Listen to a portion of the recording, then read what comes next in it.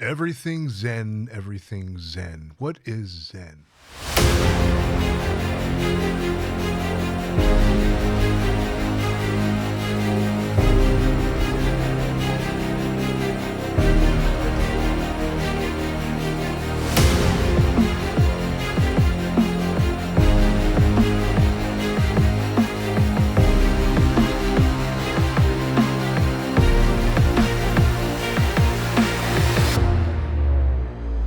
Hello, this is Dr. Spencer Coaches. Today I'm going to talk to you about Zen Buddhism and the Buddha Dharma and what that is. Because Zen is probably the most popular form of the Buddhist practice.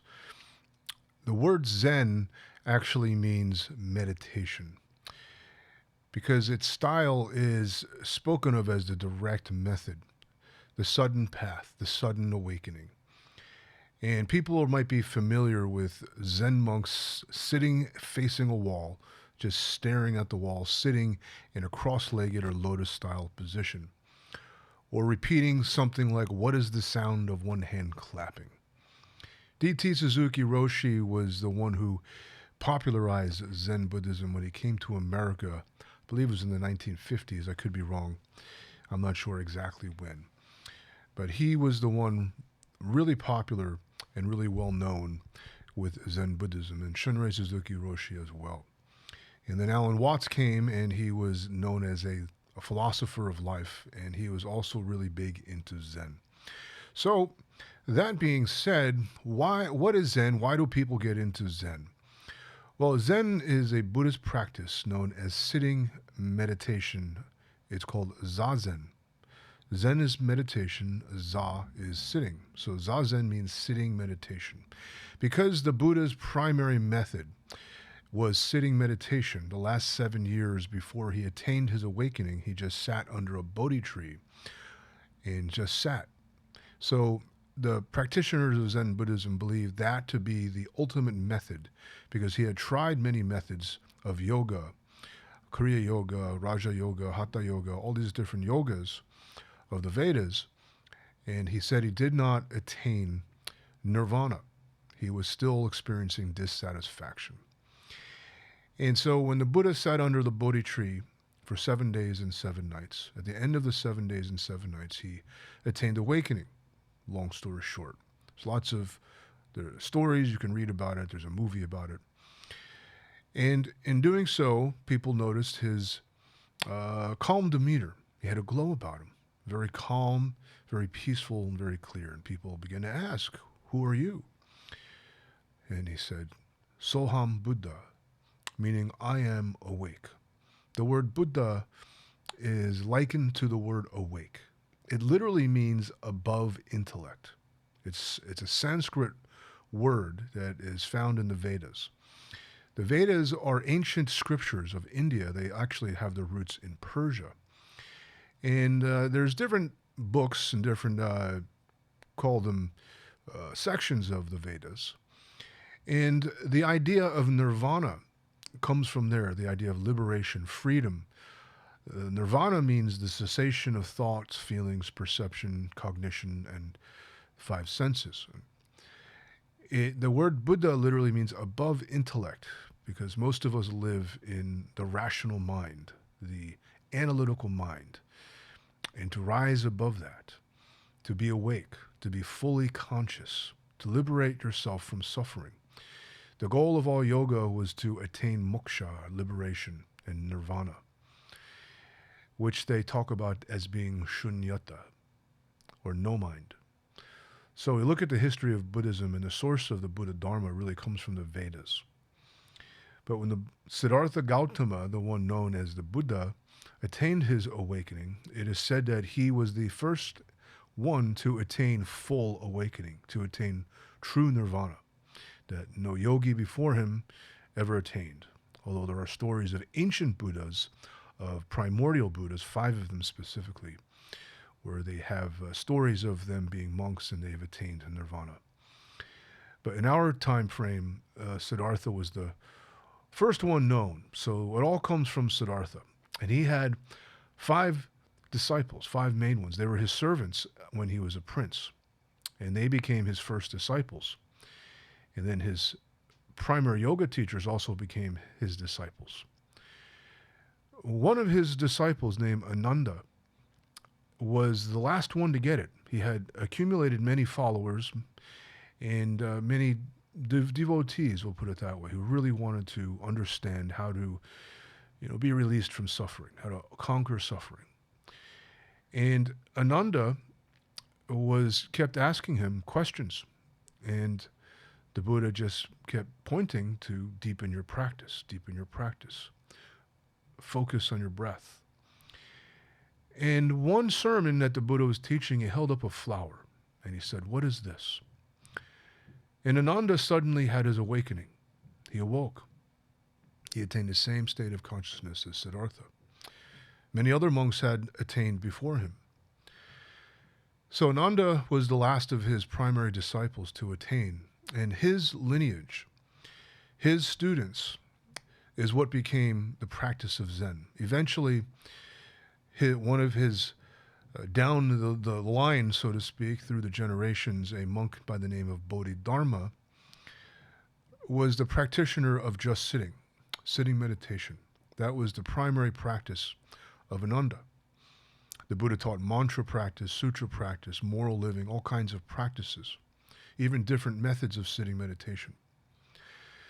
So the one that Ananda practiced was passed down, because that's how he attained, to Bodhidharma. Bodhidharma then brought it to China, and that's what became the Shaolin monks. And that's where Zen, or in China it's called Chan. The word Zen has its roots in the Chinese root word called Chan. Chan has its root words in the Sanskrit word called dhyani. There's dharani, which means concentration, and dhyani, which means meditation. In other words, you're deep in concentration, and then you have samadhi, even a deeper state of concentration. So its practice was focusing the mind to become one-pointed. Whatever object you are focusing on, you become one with it. The sense of observer and observed, let's just say I am looking at this camera. My eye is the observer. The camera is the observed. I'm observing the camera. You are observing this video. Your eyes and ears are aware of the video, and you're seeing and hearing it. So whatever it is you're observing, you're focusing on it. And you're deep in your focus. In this case, in meditation, it would be the breath. You're focusing on your own breath, the rising and falling. It's really focusing on a sensation.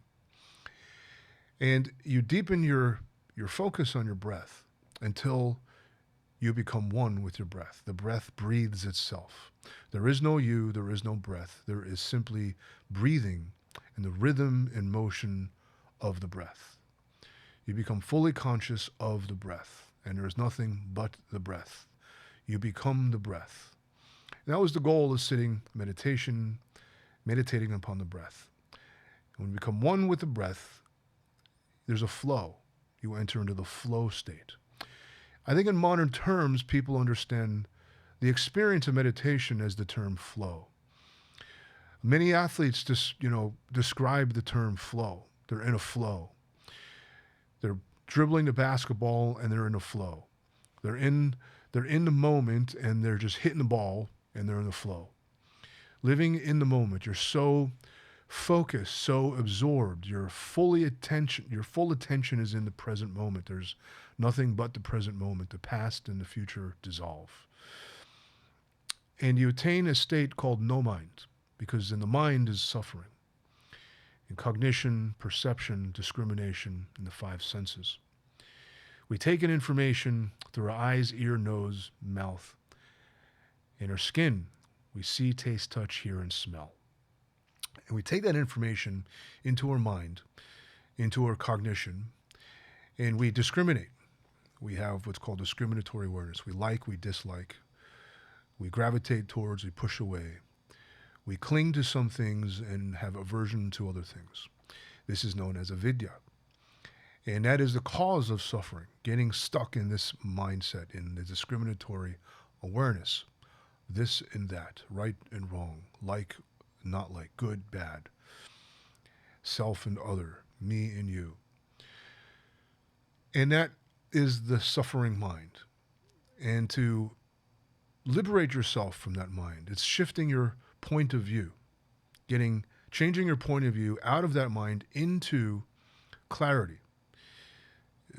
Enlightenment can be likened to clear cognition, the wisdom, the prajna.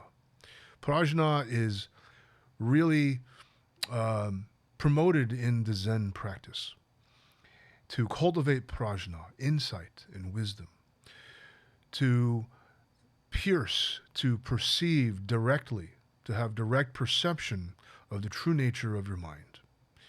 What is the original mind? The mind you had when you were a baby. Just like when you're born, your mind was pure, clean, and clear. There was no discriminatory awareness. You took everything in as it is. You embraced all. And you just took it in with a sense of beginner's mind, and a sense of wow, bewilderment and awe at the same time. Perfect attention, no thought of past, no thought of future, just present. That is why when you look into a baby's eyes, you feel that state of innocence and that clarity, the stillness of mind, because babies are actually born like that. You were born like that. It can be likened to that mind. Of course, you're a lot smarter. You have more experience than an infant. You know a lot more than an infant. Infant will touch a hot stove and not know that your hand will get burned until it gets burned, where we have the wisdom to know better. That being said, the practice of Zen or dhyani, to cultivate meditation, really begins with dharani, with concentration. So a lot of Zen practice begins with just focusing on your breath or counting your breath. And when you see these monks sitting and facing the wall, that's what they're doing. They are either counting their breath, watching their breath, or they're meditating upon a koan, which is these riddles, like what is the sound of one hand clapping. The Zen practice, people choose that because it is considered to be the non-dogmatic approach. Zen mind, beginner's mind, who attain no mind. In China, there was, from Taoism actually, the term wu wei, or no mind, was equivalent to shunyata, no mind. Shunyata is the emptiness, which is really the cessation of thoughts, feelings, perception, discrimination. There's just pure consciousness. There's no mind, no self, no other. Only consciousness. And you expand your consciousness in all directions, into 10 directions. And you have a state of heightened awareness, of clarity. You understand things much more deeply. People who go to Zen are searching for their original mind. They are tired of reading this and that. They're not caught in scriptural analysis and saying, this is what the Buddha said, this is what Jesus said, you're wrong, I'm right. Well, I have it quoted here as the Buddha saying, so you don't know what you're talking about, I do. A lot of people get into these arguments and debates over what did the Buddha teach, what is his understanding, what did he really say, and the ability to remember and quote words. People develop an ego over that. Look how much I know. Look how special I am because I know this. I'm able to memorize this. Look how smart I am. They just want to look good, to feel good. That's not enlightenment. In fact, there's no such thing as enlightenment. The word enlightenment is a Western word developed when the Renaissance age came about, the age of enlightenment, because education became a norm. Before the Renaissance age in European culture, you learned what your parents did. You were a blacksmith. You were a furniture maker. You were a farmer. You were a hunter. You're a warrior. You're a sword maker. And that's all you knew. You made clothing, and then you just took on your parents' profession, and it became a family tradition. You're a cook. Whatever it is, that's all you knew. There was no sophistication. So when the universities such as Rome, you went to Rome to learn, and you got educated. You attained enlightenment. You became enlightened. In other words, you became smarter. The age of intelligence and the use of intellect and the cultivation of intellect is what is meant by the term enlightenment. Enlighten me. In other words, share your knowledge with me so I become more aware. And now I know. And they say knowing is half the battle, because now you know what's next, what to do, what not to do. It helps you in life. It helps guide you. Knowledge. Knowledge is power. Knowledge applied is wisdom. But in Buddhism, the word Shunyata is really more appropriate for the no mind. It is not the absence of self. It's not the non-existence of self. It's not nihilistic. It's not saying I don't exist, so I can do whatever I want, and there's no consequence because I don't really exist, and when I die, I'm dead, and that's it. There is something called alaya consciousness. That consciousness that reincarnates. And it reincarnates into circumstance based upon the habitual mind. Your habitual thoughts and feelings dictates where you go next. In Zen, they don't really get into this past life, future life. That's more Tibetan Buddhism and Vajrayana practice. Some people are really into that because it comes from the Hindu yoga practices, because they speak of past lives and reincarnation and reincarnating into a certain caste. And once you're in that caste, you are in that caste forever. And in those days, the days of the Buddha, there were 4 castes: the Brahma caste, the business caste, the warrior caste, and then the farmers. The farmers were the lowest. If you're a farmer, you're piss poor, and nobody wanted to have anything to do with you. You got treated like crap. Same with the warriors. You're honored if you won a war. You're honored if you won a battle. Otherwise, you're just there to fight.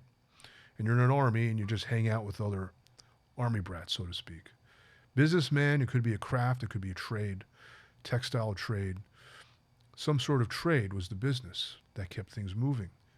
Then you had the Brahmins, who were the priests. They were the swamis.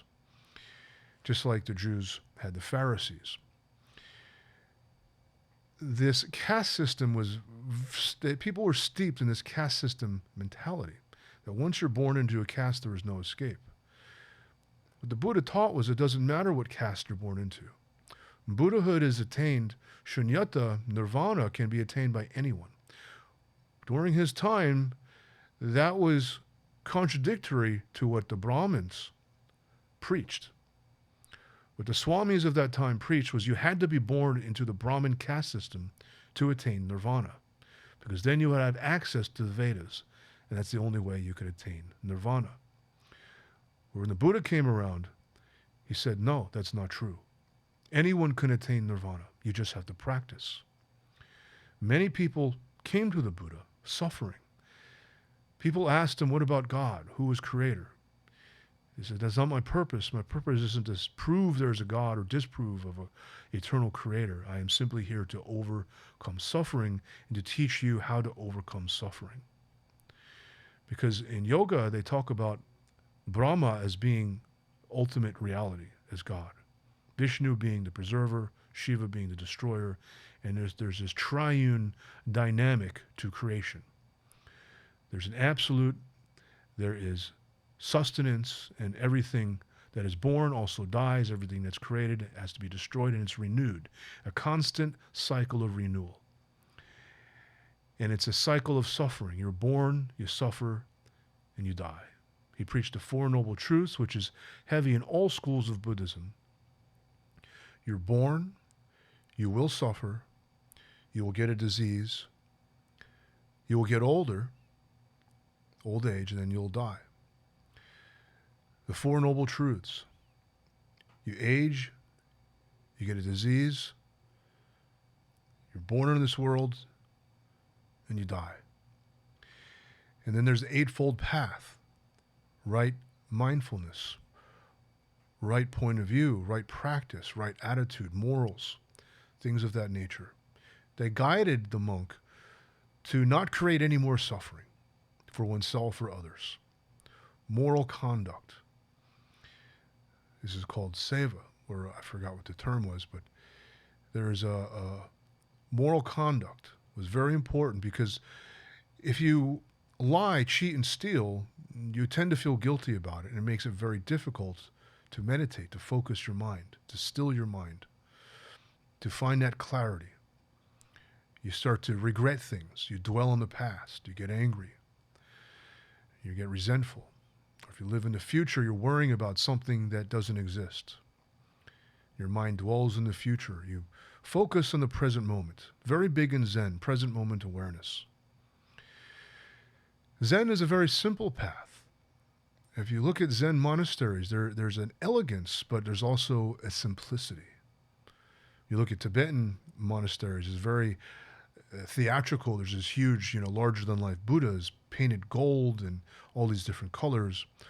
Where Zen you may have a set of 3 stones, and that represents Buddha. The practitioners of Zen meditate 9 hours a day, typically in a Zen monastery. 5 days a week, some of them 7 days a week. And every 4 weeks you have what's called a session, which is a full week of silent meditation, and you meditate for 11 hours a day. And you don't speak. Everything is communicated through hand gestures. And it's designed to deepen your practice. Many people look at the Zen practice as extremely austere. There is a deep sense of commitment to this way of life, this very pure, austere way of life. No sex, no alcohol, no eating meat, no drugs, no lying, no gossiping. Most religions have this set of moral conduct and rules that support the practice. So Zen practice, people, let's leave Zen out of it. Most people get into the Buddha Dharma because they're suffering. After all, the Buddha was the one who taught the world how to overcome suffering. It's the method of overcoming suffering that people get confused over as to which one. The practice of Zen is handed down through the lineage from Bodhidharma to the patriarchs of Zen Buddhism. And there are Japanese Buddhist monks who went to China and got involved in the Zen practice because there's this real simplicity to it. There's a great book called Zen Mind, Beginner's Mind by Shunryu Suzuki Roshi. And it talks about a very simple understanding of life. Just look at life as a beginner with fresh new eyes. Every day is a new day. And to accept the duality of life, for the foot behind and there's a foot moving forward and walking. There's always this dual nature to life. There's this inherent polarity to life. There's always day, there's always night. There's always a foot before and a foot behind. It's a very simple understanding of life. And I think people are attracted to the practice of Zen because of its simplicity. You just sit. There's a practice called shikantaza, just sitting. That's the sudden path. There's a path of the koan practice where you deepen your intellect. If you're intellectual, you're an analyzer. You analyze these riddles to no end where you exhaust your intellect and suddenly you have what's called kensho, a glimpse of no mind, a glimpse of shunyata. And then you keep focusing on that glimpse and you meditate upon that glimpse. Then the analytical mind kicks in again. You want to understand it. You want to analyze it, determine it, evaluate it, and then you're in suffering all over again. So you get another koan. And one koan to another.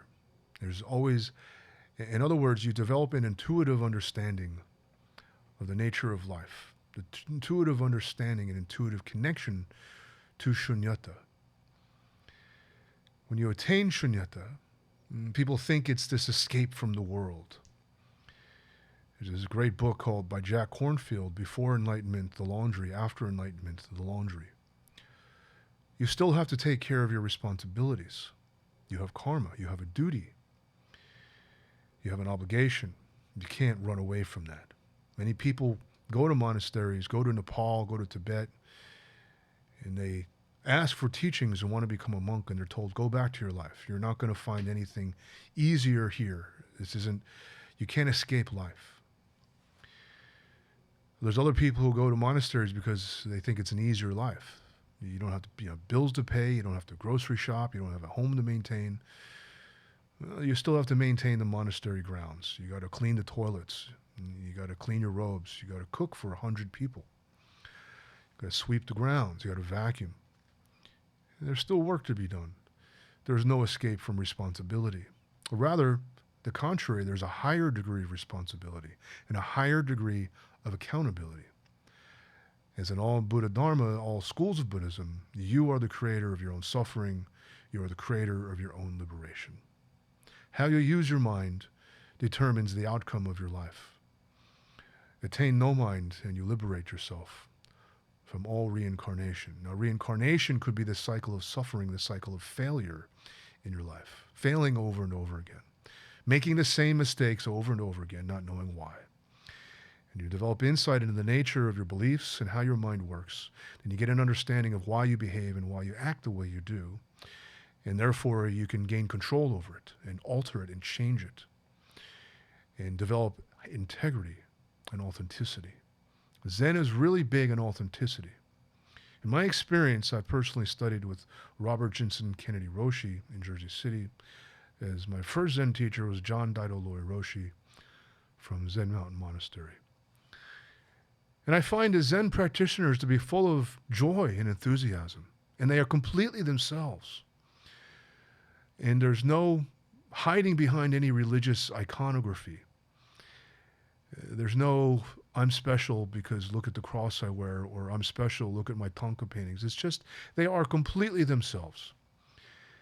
And I found that really refreshing, which is what attracts me to the path of Zen. No other method of practice has brought people to no mind, to Shunyata, and to self-mastery than the practice of Zen. Even within the Theravadan, even within the Tibetan Vajrayana practices, the practice of Zen has brought more people to full awakening than any other method. So I encourage you, if you're interested in learning more about this, the practice of Zen, just start sitting. Start watching your breath. Count your breath from 1 to 10. With every inhalation, with the first inhalation, count 1, exhale 2, inhale 3, exhale 4, all the way to 10. If a thought arises, feeling, sensation that distracts you from counting, acknowledge it. Name it: hot, cold, soft, hard, wet, dry, it's movement or stillness. Acknowledge it and go back to your breath, but start at 1 again. Every time a thought arises, acknowledge it and start at 1 again. The object is to get to 10 without thinking anything. You'll find this very difficult because you believe it to be difficult. It's easy if you just allow it to happen. Whether something is hard or difficult, you determine that because you make it hard or difficult. Any meaning that you put into something is what it becomes, that you are the creator of the meaning, that there really is no meaning. The only meaning that exists is the meaning you create. So create something to be meaningful because it's authentic, it's true, it's really your true self. That's when life becomes more fulfilling. That's when you become a wiser person and your heart opens, where you can see and love all beings for who they really are. The seeds of Buddha, the seeds of awakening. To see the potential of humanity, of all human beings have the potential to become a Buddha. You overcome suffering because you no longer live in discriminatory awareness, the judging, analyzing mind. You live in the mind of clarity, and you have a way of life that supports and nurtures that clarity. And once you attain, there is no going back. There are different levels of attainment. There's even states beyond a Zen master. So if that's something you're interested in, go find a Zen center. There's usually a local one in every major city. Read a book by Shunryu Suzuki Roshi called Zen Mind, Beginner's Mind. Wonderful book on Zen. It's not overly philosophical. It's not written in some 600 AD language or interpreted out of Sanskrit into Chinese into English with 3 levels of interpretation. Who knows if it's even right or not. Zen is just you and your breath, because you are the Buddha. Your true nature is awake, clear, and all-loving and compassionate. This is Dr. Spencer Coaches. Thank you so much for listening.